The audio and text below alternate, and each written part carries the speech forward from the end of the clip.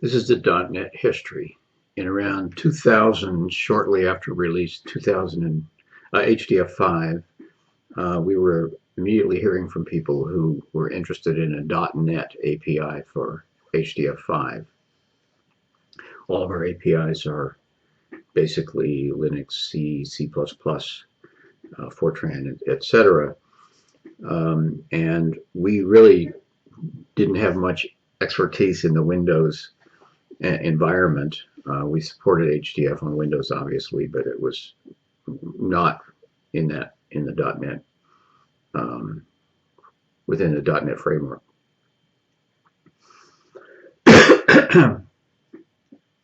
Around 2003 or 2004, when we were working on a project with Boeing, they asked us to add some .NET routines that would make it easier for them to do their work. And they didn't want us to spend a lot of time on it. They didn't want us to do a full .NET implementation. They just wanted a quick solution to of some problems they had. So we added .NET, those routines. About 3 years later, Agilent came to us. They had been using the routines that Boeing had funded, which we had put out as a prototype .NET interface. They wanted us to add some more. We tried to get them to support a more thorough, complete, and higher quality .NET implementation, but they didn't want to spend the money. They just wanted to get something as quickly as they could. We hired Randy Ribler, Bin Min's husband, to do that. And then we put it out on their website as a prototype, said this is unsupported, but if you want to use it, have at it. Over the years, we heard various concerns about the quality of our .NET and completeness of the .NET interface. When Geert joined us, he made it clear that it was not ready for prime time. We had some discussions with Microsoft about supporting .NET better for reasons I don't need to go into. That didn't work out. Then over the last few years, Geert has been talking with IL Numerics, and they have implemented their own .NET API for HDF5, and they've done some really interesting things with how they deal with data sets. IL Numerics produces analytic and visualization tools.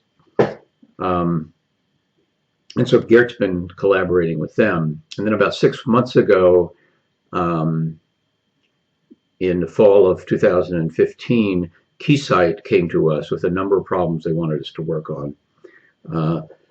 One of which was to create an improved .NET API.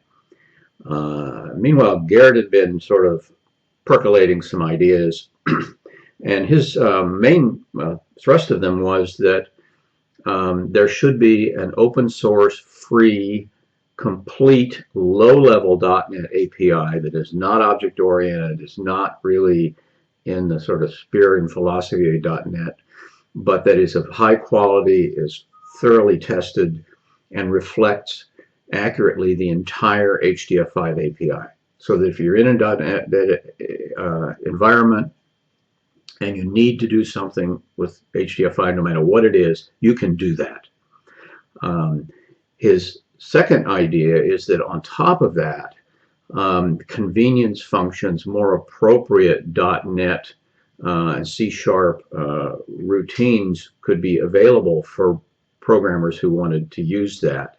And I have to say, since that time, he's sort of communicated with the community and gotten very positive feedback about that.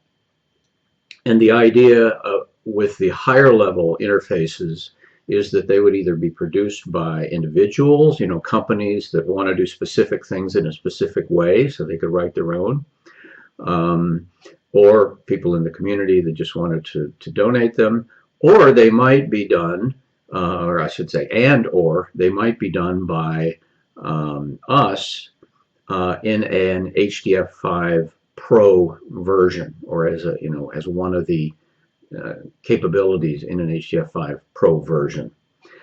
So as far as the future goes, that is a real interesting possibility.